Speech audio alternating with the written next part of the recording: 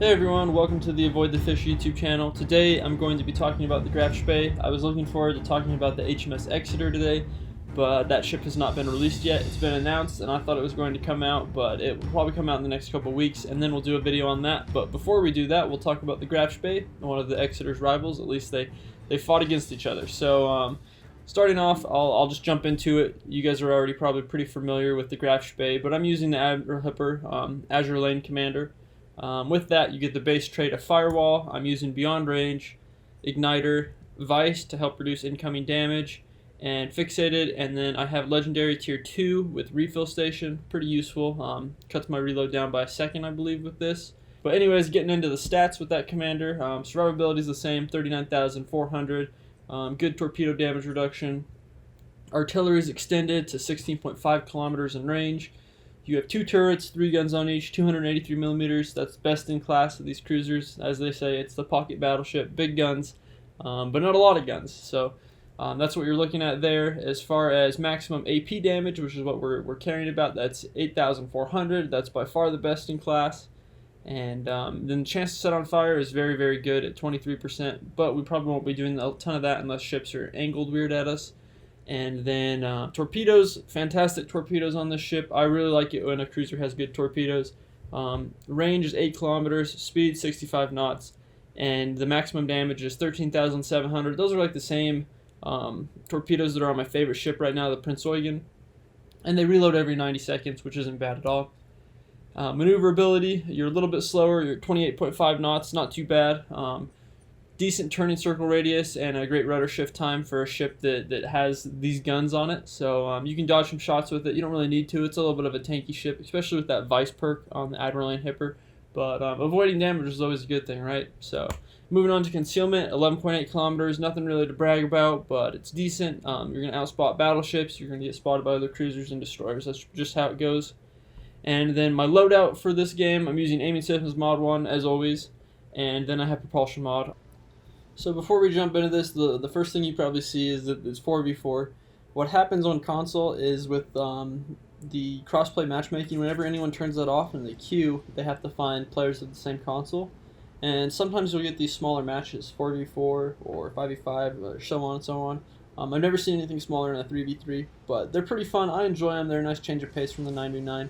It's easier to keep up with all the action going on. You can keep track of 4 ships on the enemy team much better than 5 ships or however many 9 ships. But anyways, I enjoy these. Hopefully you guys enjoy this gameplay. I usually won't post these, but I really enjoyed this one with the Graf Spee.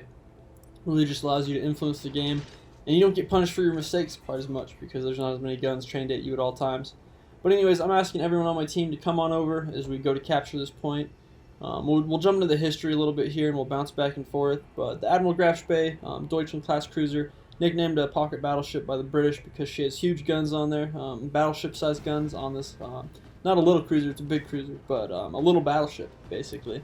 But anyways, she was built just before World War II. We spot the New York here. I'm going to launch some shots, see some good damage output here from the guns. But she was built just before World War II, and when World War II broke out, Hitler told Admiral Langsdorff to begin the commerce raiding, which is basically just sinking and taking stuff from the British. But anyways, she was pretty successful at that, and it kind of made the British and the French mad, so they sent a big force after her, and she successfully evaded that force. And eventually she returned back to the South Atlantic, and she was successful again, but she'd been at sea for a while. Her engines needed an overhaul and everything. And she gets spotted by the Exeter, the Ajax, and the Achilles. Those are 3 British cruisers. The Exeter, which I wanted to play as today but isn't released yet, it was a York-class cruiser. It was like a heavy cruiser for the British, where the Achilles and the Ajax were Leander-class cruisers, as you see in this game, the Leander. So they were a little bit smaller guns. But anyways, they decided to take on the Graf Spee. That was their mission. So they start the engagement, and the Graf Spee with her big guns, tanky build, she manages to inflict a lot of damage on the Exeter first, and so the Exeter has to withdraw. I believe the Exeter had her 2 front turrets taken out and also a lot of her tower taken out. But she's forced to withdraw, and the Ajax and the Achilles do a little bit of a rush to provide cover. And the Graf Spee, Admiral Langsdorff thinks that they're doing a torpedo attack, so he turns away under a smoke screen and runs away a little bit. And that allows the Exeter to recover a little bit and to re-enter the battle. And so You get all 3 British ships engaging the Graf Spee again. They've both taken heavy damage as far as both forces. The Germans have lost a lot of men, and they've taken damage. And eventually, it's just kind of a stalemate at the end of the day. Obviously, the big guns on the Graf Spee got the better of the Exeter, and I believe it took out one of the, or did a lot of damage to one of the light cruisers as well. But anyways, Langsdorff decides to retreat into the, I'm trying to remember the name of the estuary, but he retreats into the estuary, the River Plate estuary. That's the battle name, River Plate. Anyways, and eventually he goes into port at Montevideo. And what happens at times of war, at least at World War II, is that neutral ports are allowed to host hostile ships for 24 hours. After that, they can kick them out, or they can seize the ship. And so that 24 hours approaches. The Graf Spee is really in no condition to fight. She could, but she's limited on men. I believe only 1 turret's working at that point. And Langsdorff decides that he'll save his men's life, and he decides to scuttle the ship. But that's eventually how the Graf Spee met her end. She was a very successful ship for the time that she was afloat. But unique little history. There's much more detail of that battle that I would encourage you to look into. But anyways, we're going into the battle here. This Acosta's just rushing this New York. Sorry, I missed a lot of the action there. Our Byron's getting chased into the sea flag, or out of the sea flag actually, by the kamikaze. And a lot's going on here. I'm just basically sailing around. I want to make sure that I can protect our battleships, so that's why I've turned around here. I do have my broadside open for this New York right now, which is not a good idea, but he's very preoccupied with that Acosta that's just absolutely rushing him. And he sinks the Acosta. This is where I'm in a little bit of trouble. He decides to turn his guns and look at me. I'm absolutely broadside to him, trying to get back to help our Byron fight this kamikaze. But it's important as cruiser players to remember that you have the biggest advantage over destroyers, and so whenever you can help protect a battleship who has the worst time with destroyers that can't really dodge torpedoes, it's important to do so. That's why I'm running all the way back here, even though it exposes me a little bit. This New York is luckily preoccupied. I have my HEs loaded specifically because I'm looking to fight that kamikaze, or else I'd have APs loaded. Even on a battleship, those APs are fantastic, even if they're bow tanking you, unless it's something that has really strong bow armor, frontal armor. But the kamikaze unfortunately takes out that Byron. That Byron had a rough time of it. He got the very far spawn, and he's matched up against the kamikaze out there. 9 times out of 10, that kamikaze is going to win.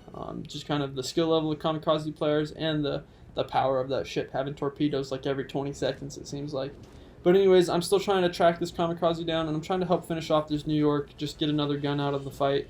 It'd be the first one for our team. We're down 2-4 right now, so I take these shots and manage to finish off that New York. And I'm still trying to find this kamikaze. I see torpedoes coming in, so I have a general idea of where it is. And as I turn over here, it gets spotted by my sonar. You can see it off to the right of my screen. I do notice that, but I'm keeping my aiming to the left. That way I can keep that left turret focusing forward, and it's not trying to rotate all the way back around, as I'm going to be continuing my turn here. My first shot's kind of lucky. I take out the engines, so this kamikaze is immediately forced to use the repair party, so it's not dead in the water. I do get my rudder taken out, so I decide to leave that for a little bit, see what these torpedoes are doing, see if I need to repair that. And I take out the engines again. That's huge. That means that the kamikaze's already used its repair party, it's fixed it, and now it's gone.